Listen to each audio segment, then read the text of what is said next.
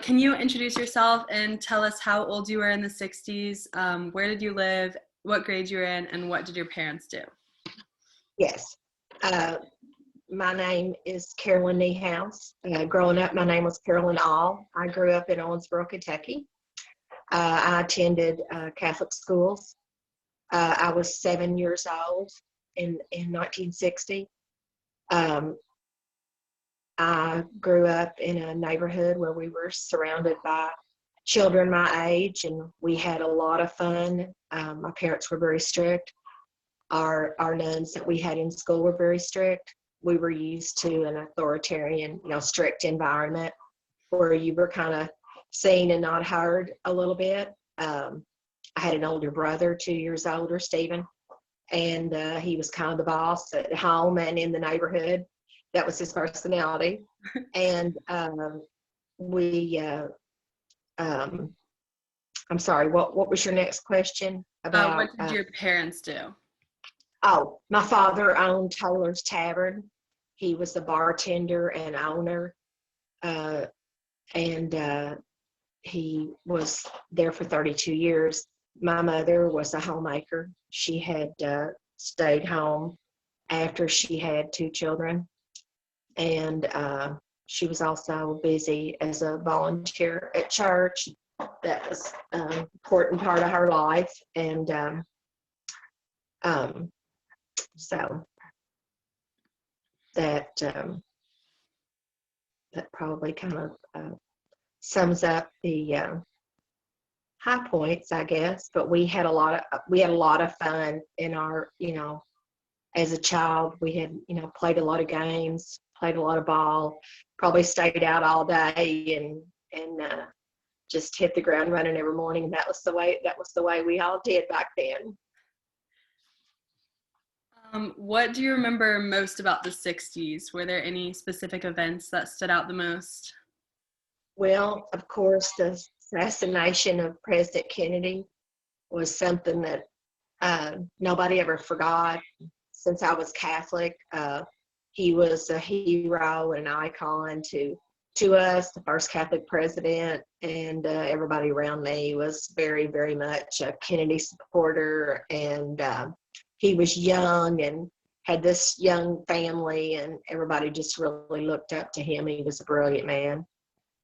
And then when he was assassinated, it was just kind of out of the blue. Everybody was just stunned. He was so young, and his children were so young and everything. And, everybody can tell you where they were when they heard about it.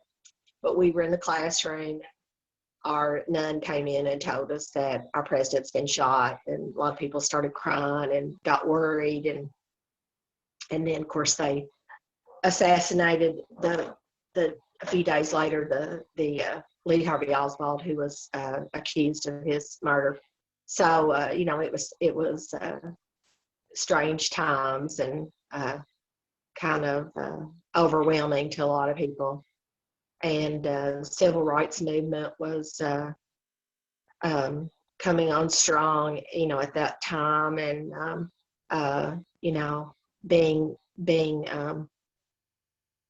where I was from, I was kind of used to being around people that were racist, and but at home, my family really wasn't like that. So we kind of judged people by who they were and what they stood for. But my mother certainly remembered times where they weren't allowed housing and eating in the same restaurant with you, and sitting at the back of the bus and all that kind of things. But I was mainly my generation. We saw the change of all that, which we were, I think a lot of us were glad to see.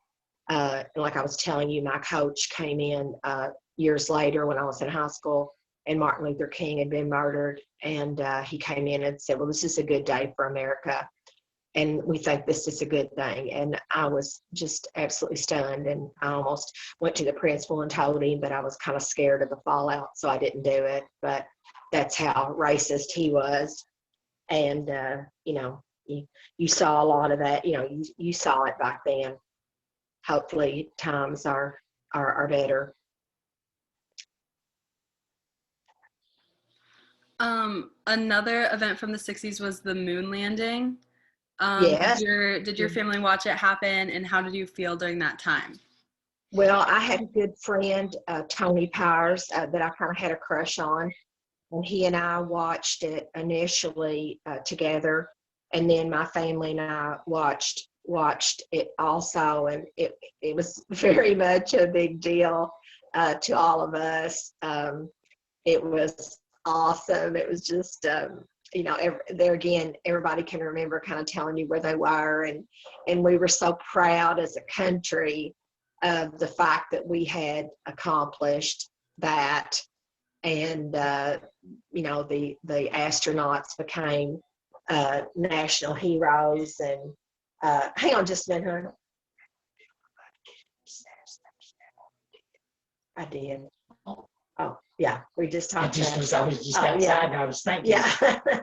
You're on the call. Okay, yeah. No, Johnny just said, be sure that you talk about the Kennedy assassination, because it was such a big deal to all of us. But now the moon landing was very, very much a significant factor, and made national heroes out of everybody. And we all knew everything about the astronauts and their families. And, every magazine you picked up and every newspaper and every news program was all about that, so it was definitely a big deal in our world, so that was definitely one of the most significant things. And I think everybody could definitely remember where they were when that happened, for sure. Of course, times were different, parents, I don't know. I think it was just a different time. Television, where there were only a few channels on there, they were very censored. Everything that was on there was censored. You weren't allowed to say or do anything the least bit suggestive or vulgar. That was not heard of or seen on the radio or on TV or in movies or anything. Everything was just so old-fashioned compared to the way things are now. But they controlled it. Now that's not at all anything that any of us can kind of imagine. But back then it was different. Mm-hmm. Also during the 60s, there was a lot of counterculture, which is like hippies, feminism, LGBTQ plus activism. Did you pay attention to these events a lot? And did you or your friends participate in any of these events? Well, in Owensboro, I would say that definitely the hippie movement was alive and well. A lot of my friends and people that I knew even went to Woodstock, but I was too young. My father wouldn't have allowed me to go to that. But you definitely saw that. A lot of my friends had long hair and wore Nehru jackets and beads and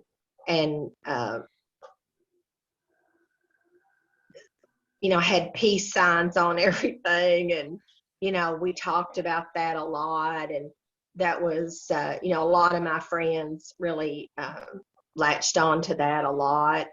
I would not say that around here they adapted to the any of the gay movement.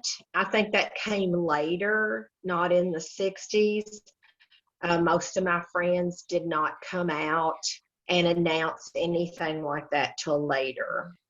If they were living with someone of the same sex, they would have just said, "That's my roommate." And they wouldn't have admitted anything like that to anyone, because they would have been either fired from their job, they would have been outcast in their family. It was a much different culture, and I had friends whose children came out later, and things like that, but it wasn't really accepted. It was definitely a different culture. yeah, it was definitely a different culture, especially around here. Now, maybe in the big cities, it might have been a little bit more open-minded, but it wasn't so much here, you know, in in Owensboro. Hmm.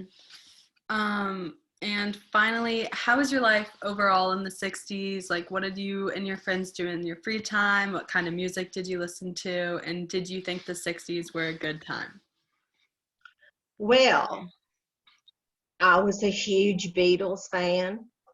Um, One of my most exciting days was the day they were on the Ed Sullivan Show and had come to the U.S. because we all just couldn't wait to see them. My brother was a huge Rolling Stones fan, so we would walk over to the music store, and I was always a big music person. My dad had live entertainment down at the tavern, and he had a jukebox. We would kind of pretend that we were entertaining my brother and I. We would go down there and sing, more like karaoke because we were singing along with the songs, but we knew every song, the lyrics to every song. We loved all kinds of music, but we were definitely huge rock and roll fans. And, you know, I can remember buying Marvin Gaye and Steppenwolf and all these albums and everything constantly with every dime that I came up with. Of course, I started babysitting when I was about 12 for family, and I would take any money that I made or anything to buy music. I was just always a big, you know, music lover. And you know, my mother listened to more like Frank Sinatra and Dean Martin and people like that. So I was also exposed to that. And then my dad listened to a lot of country and loved the Grand Ole Opry and things like that. But I liked all of that. You know, I liked all of it. We most of us had been exposed to all that and really, really loved it. So, you know, it was all of it together was something that I dearly loved and everything. But I definitely had a good experience in the 60s, and wouldn't really trade those years. It was definitely made a lot of close friendships that I think of, and we all kind of went our separate ways, but I still cherish those people and think about how kind they all were to me, and how my mother was really strict, and she was not an easy person to live with. And I remember a lot of those big families that lived around me, they welcomed me and treated me as if I was one of their kids. And I really appreciated that. You know, my dad was gone a lot, and you know, it was just nice to have that camaraderie and that closeness that we all had.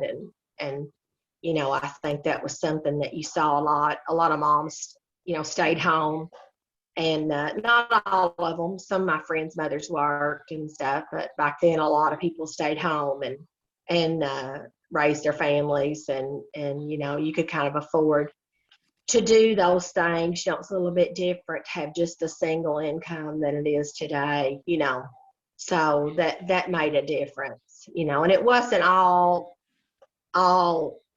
good, but there were a lot of good things about it, I think. You know, and you know, overall, I think it was good. Hmm. Well, thank you for doing this interview with me. Nobody I'd rather do it for. If you think of anything that we didn't address, just call me back. All Okay. right.